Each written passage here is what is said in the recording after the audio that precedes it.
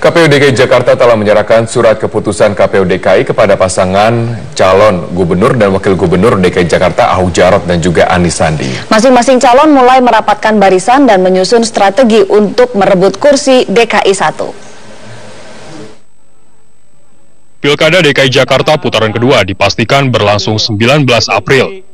Ada waktu sebulan lebih bagi masing-masing calon, yakni Ahok Jarot dan Anies Sandi, untuk merapatkan barisan guna merebut suara pemilih. Bila mengacu pada hasil rekapitulasi penghitungan suara Pilkada DKI putaran pertama, pasangan Ahok Jarot unggul di 4 wilayah, yakni Jakarta Barat, Jakarta Utara, Jakarta Pusat, dan Kepulauan Seribu. Sementara pasangan Anies Sandi unggul di Jakarta Selatan dan Jakarta Timur. Artinya, Pilkada putaran kedua diperkirakan berlangsung sengit, sebab masing-masing calon masih punya peluang besar untuk menang. Calon petahana Basuki Cahayapurnama mengaku tak lagi mempersoalkan aturan cuti kampanye untuk petahana.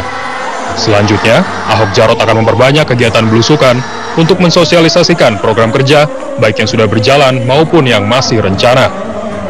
Kita nggak rumah Lembang, kayaknya akan banyak belusukan, saya juga akan banyak kunjungin yang udah kita kerjakan. Tanggapan masyarakat gimana, seperti itu. Sementara waktu 6 minggu ke depan akan dimanfaatkan pasangan Anies Sandi untuk mempertajam visi misi serta program kerja mereka lewat kegiatan gerilya.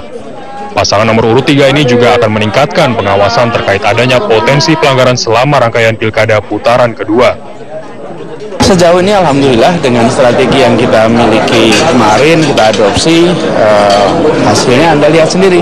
Dalam waktu yang relatif singkat, kita mendapatkan angka yang cukup signifikan.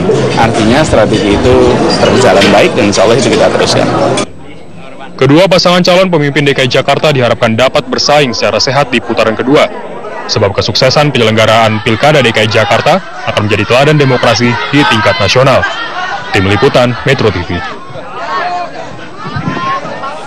Evaluasi KPU DKI Jakarta terhadap penyelenggaraan Pilkada DKI putaran pertama menjadi acuan untuk meningkatkan kualitas Pilkada DKI pada putaran kedua.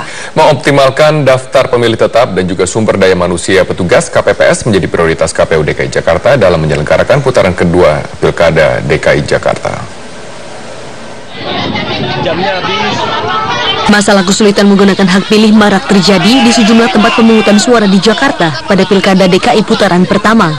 Banyak warga kecewa karena tak bisa memilih akibat kehabisan surat suara ataupun formulir daftar pemilih tambahan. Hal ini terjadi karena tingginya animo calon pemilih yang belum masuk daftar pemilih tetap atau DPT untuk ikut memilih saat pencoblosan. Karena itu, Ketua KPU DKI Jakarta Sumarno mengungkapkan pihaknya akan menjadikan optimalisasi DPT sebagai salah satu prioritas untuk penyelenggaraan Pilkada putaran kedua. Putaran kedua ini kita akan lakukan maksimal pendataan penyempurnaan data pemilih. Baik data pemilih yang sudah dimiliki KPU kan ada DPT putaran pertama, ditambah DPTB yang memilih tambahan yang tidak tercantum dalam DPT, kemudian nanti ditambah dengan pemilih yang pada hari pemungutan suara berusia 17 tahun, para pemilih pemula, ditambah warga DKI yang memenuhi syarat tetapi kemarin tidak terdaftar di DPT dan tidak hadir di TPS. Data mereka kan tidak ada, karena itu nanti kita buka posko-posko pendaftaran. Selain persoalan DPT, kredibilitas para petugas kelompok penyelenggara pemungutan suara atau KPPS juga menjadi perhatian KPU DKI. Sumarno mengungkapkan pihaknya akan mengganti semua petugas KPPS yang terbukti tidak netral pada putaran pertama. Perekrutan petugas KPPS juga akan melalui seleksi yang lebih ketat. Selain itu, KPU DKI juga akan mendirikan posko di dekat perumahan warga agar mudah dijangkau. Pendirian posko dilakukan untuk mengantisipasi kesulitan petugas mengakses data warga apartemen dan perumahan elit, seperti pada putaran pertama. Selain evaluasi penyelenggaraan Pilkada oleh KPU DKI yang tak kalah penting, warga Jakarta juga diharapkan untuk ikut proaktif mendaftarkan diri dalam DPT agar dapat menggunakan hak pilih pada Pilkada putaran kedua. Dari Jakarta, Triyanisha, Dede Rianto, Metro TV.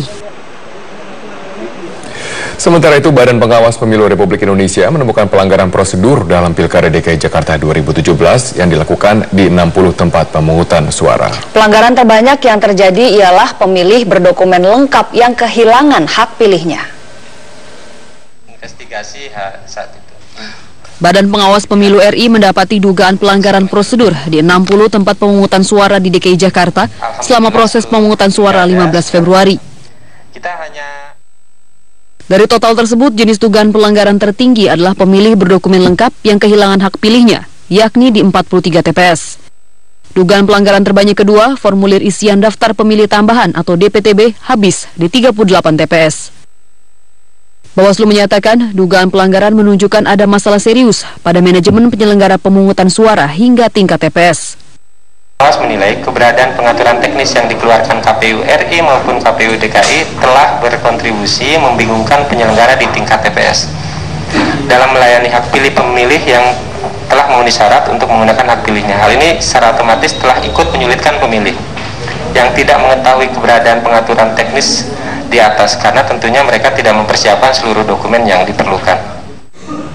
Terkait hal ini, Bawaslu memberikan 6 butir rekomendasi. Salah satunya meminta KPU mempertimbangkan pendataan ulang pemilih, dimulai pada nama pemilih di daftar pemilih tetap tambahan atau DPTB, serta penduduk dengan surat keterangan atau KTP elektronik yang belum terdaftar dalam DPT.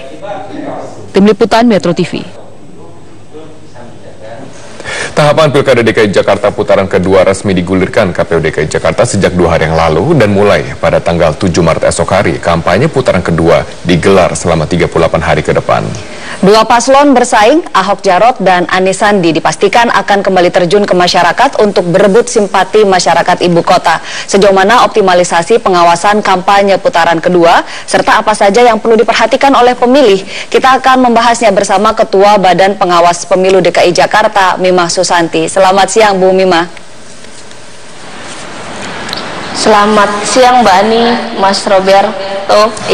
Ya, Ibu, ini tadi sudah kita laporkan ada temuan-temuan kecurangan di 60 TPS. Kecurangannya adalah terkait masalah pelanggaran prosedur. Ini progresnya sudah sejauh mana sampai saat ini, Bu? Begini, apa yang disampaikan oleh Badan Pengawas Pemilu 2 hari yang lalu ya, ini sifatnya ini sebagai bahan pencegahan ke depan ya. Secara teknis penanganan pelanggarannya kan sudah kita lakukan, Mbak, baik sifatnya rekomendasi langsung di lapangan atau penindakan pelanggaran melalui mekanisme penanganan pelanggaran. Saya kasih contoh begini, penggunaan C6 orang lain gitu ya, itu sudah ditangani melalui mekanisme penanganan pelanggaran dan sudah kita rekomendasikan kepada KPU terkait dengan untuk jajaran pengawas petugas KPPS-nya untuk dilakukan evaluasi gitu ya.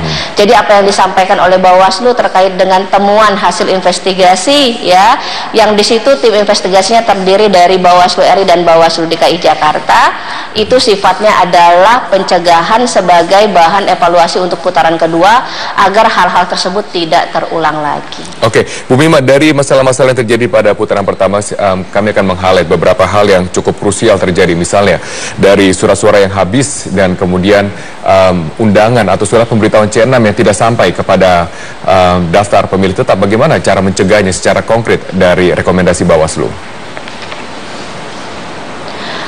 Begini, C6 itu kan seharusnya dia sampai ke tangan pemilih.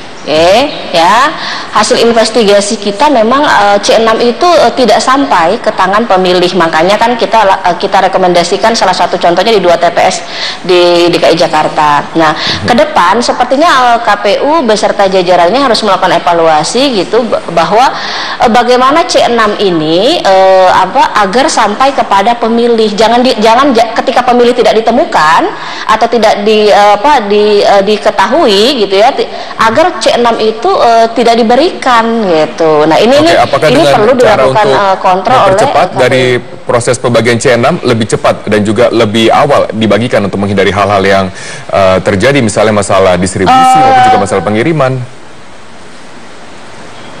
KPU kan sudah mengatur ya, tentu kan harus melalui mekanisme pendataan pemilih. Setelah ada keputusan daftar pemilih tetap untuk putaran kedua, maka C6 itu baru bisa dibagikan kepada pemilih. Sebaiknya ya C6 itu tidak diberikan kepada petugas RT RW, yang harus dibawa dan dibawa oleh petugas KPPS, disampaikan kepada pemilih. Jadi jangan sampai pemberian C6 itu diwakilkan kepada petugas lain yang bukan penyelenggara. Nah, ini perlu dievaluasi oleh KPU. Bu Mimah, selain masalah pembagian C6 yang langsung kepada orang yang memiliki hak suara, ada rekomendasi lain yang disampaikan Bawaslu kepada KPU DKI khusus untuk putaran kedua nanti? Iya, berdasarkan evaluasi kita, memang pendataan ulang pemilih ini penting, gitu ya. Karena temuan kita di lapangan kan banyak, Mas, sekitar data KPU ya soal pemilih DPTB ada 237.003 pemilih yang memang dia adalah pemilih tambahan. Pemilih tambahan ini kan berarti mereka tidak terdaftar dalam DPT. Nah, KPU di putaran kedua ini harus bisa mengakomodir 237.003 pemilih ini dia terdaftar dalam DPT putaran kedua. Dan pemilih-pemilih yang kemarin tidak bisa menggunakan hak pilihnya, untuk KPU DKI Jakarta beserta jajarannya memaksimalkan sosialisasi di titik-titik lokasi yang berdasarkan pengalaman pemilu putaran pertama untuk dimaksimalkan sosialisasinya, misalnya apartemen gitu ya, rusun, wilayah-wilayah gray area yang memang pada putaran pertama itu banyak pemilih yang antriannya panjang, bahkan bisa lebih dari pukul 13. Oke, baik, terima kasih Bu Mimah. Tahan dulu di sana, kami akan kembali untuk menggali bagaimana dari antisipasi agar pelanggaran-pelanggaran tidak terjadi kembali di putaran kedua setelah jeda komersial. Tetaplah bersama